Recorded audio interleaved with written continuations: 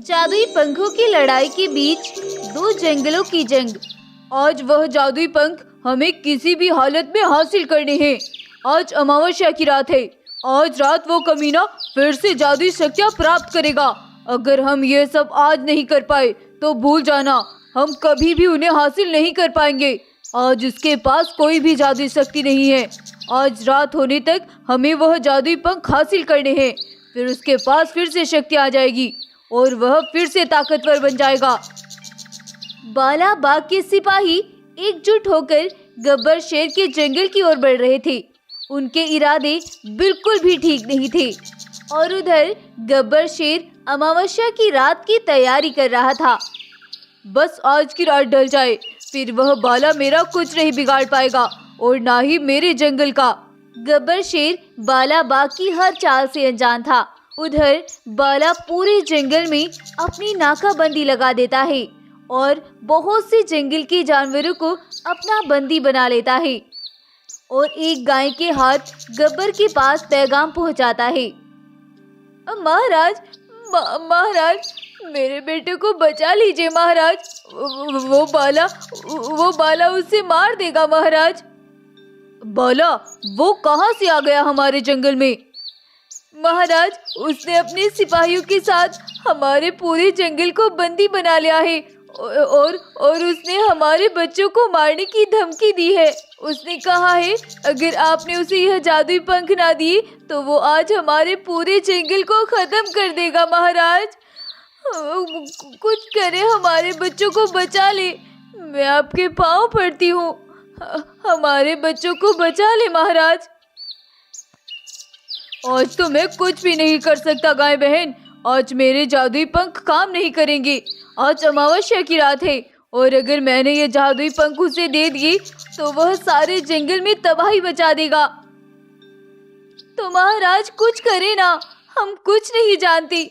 हमारे बच्चों की जान खतरे में है और हमारे लिए अपने बच्चों से बढ़कर कुछ भी नहीं है। तुम्हें क्या लगता है गाय, अगर मैंने उसे यह जादुई पंख दे दिए तो वह तुम्हें छोड़ देगा? फिर वह जंगल में और तबाही लाएगा जिसका तुम तसव्वुर भी नहीं कर सकती। वो इस तरह से हमारे जंगल को तबाह कर देगा। फिर हम क्या करें महाराज, आप ही हमें बताएं, हम क्या करें? हमारे बच्चे, वो उन्हें मार देगा। आप अपनी जादुई पंख बचाने में लगे हैं और वो इन्हें हासिल करने में लगा है। बीच में पिसा कौन? हम इतने ताकतवर नहीं है ना, तो हम पर ही सारे जुल्म होंगे।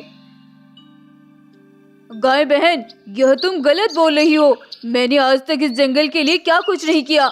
ये सब भी मैं तुम्हारे फायदे के लिए ही कर रहा हूँ। अगर तुम ऐसा सोच रही हो तो चलो, मैं तुम्हारे साथ चलता हूँ और उसे यह जादुई पंख दे देता हूँ। अब तुम खुश, और इसके बाद जो तबाही आएगी उसके तुम सब खुद जिम्मेदार होंगे। मैं फिर कुछ नहीं कर पाऊंगा।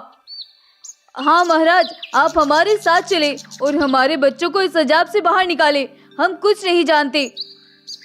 गब्बर शेर यह सब बोलकर वह जादुई पंख लेकर गाय के साथ साथ चल देता है। बाला बाग जब गब्बर को अपनी ओर आता देखता है तो जोर जोर से हंसने लगता है। मैंने कहा था ना, ये प्लान मेरा किसी भी सूरत में फेल नहीं हो सकता है। आज गब्बर को वो जादुई पंख मुझे देने ही होंगे। और वो देखो, वो आ रहा है मेरी तरफ और उसके पास जादुई पंख भी है। बाला, मैं तुम्हें ये पंख दे तो दूं, लेकिन तुम इन्हें कभी इस्तेमाल नहीं कर पाओगे क्योंकि इनमें शक्तियाँ मेरे अलावा कोई नहीं ला सकता है। अब तो इनकी शक्तियाँ भी खत्म हो गई है। यह सुनकर बाला गुस्से में लाल पीला हो जाता है। बाला महाराज, आप गुस्सा क्यों कर रहे हैं? आज गब्बर महाराज को यह जादुई पंख आपको देने ही होंगे। आखिर हमारे बच्चों की जिंदगी का सवाल है। आज वो हमारे और आपके साथ कोई धोखा नहीं कर सकते। गाय, मैं तो यह जादुई पंख बाला को देने के लिए तैयार हूँ, लेकिन मैं यह कह रहा हूँ कि इसके अंदर कोई जादुई शक्तियाँ नहीं है और आज अमावस्या की रात है। अगर ये पंख मेरे पास होंगे तभी इनके अंदर शक्ति आ सकती है, वरना अगर मैं तुम्हें ये पंख दे दूं तो तुम इनकी शक्तियाँ प्राप्त नहीं कर पाओगे और ये हमेशा के लिए खराब हो जाएंगे। अब गाय बाला बाग को एक साइड में लेकर जाती है और उससे बोलती है, बाला महाराज, अभी तो इनके अंदर कोई भी शक्ति नहीं है। आप ऐसा क्यों नहीं करती? हमें और हमारे बच्चों को रात तक कैद में रखी और जैसे ही गब्बर के जादुई पंखों को वो शक्तियाँ प्राप्त हो, आप तुरंत ही उन्हें उससे छीन लें। ऐसे तो अगर आप उन्हें लेंगी तो आपके हाथ कुछ भी नहीं लगेगा। हम सभी जंगल वाले भी आपके साथ हैं। आपको ये पंख दिलवा कर ही मानेंगे। अब बाला वापस आता है और गब्बर को भी वहीं पर कैद कर लेता है।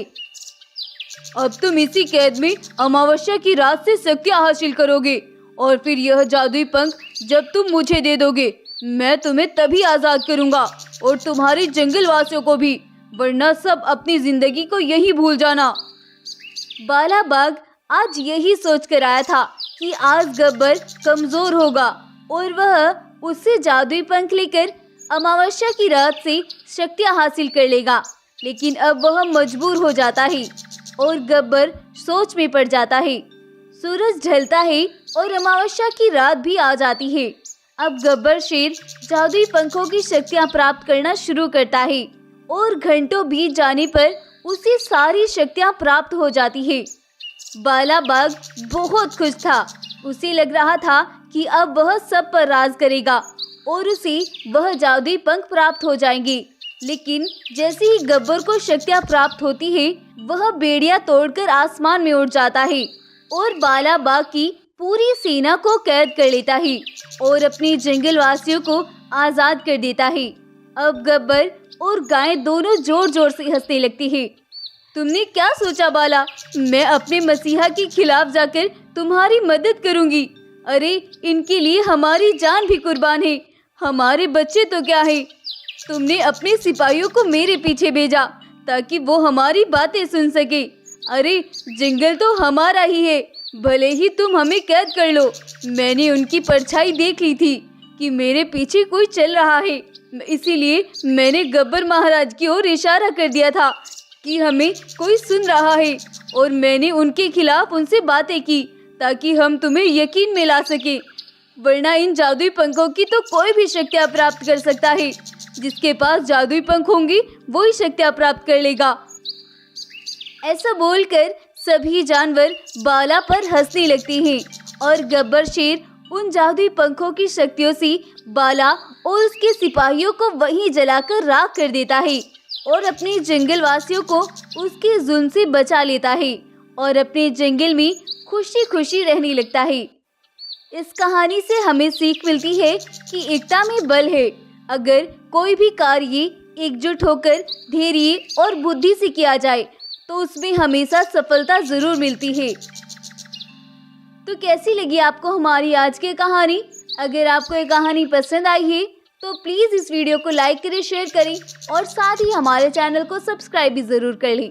धन्यवाद।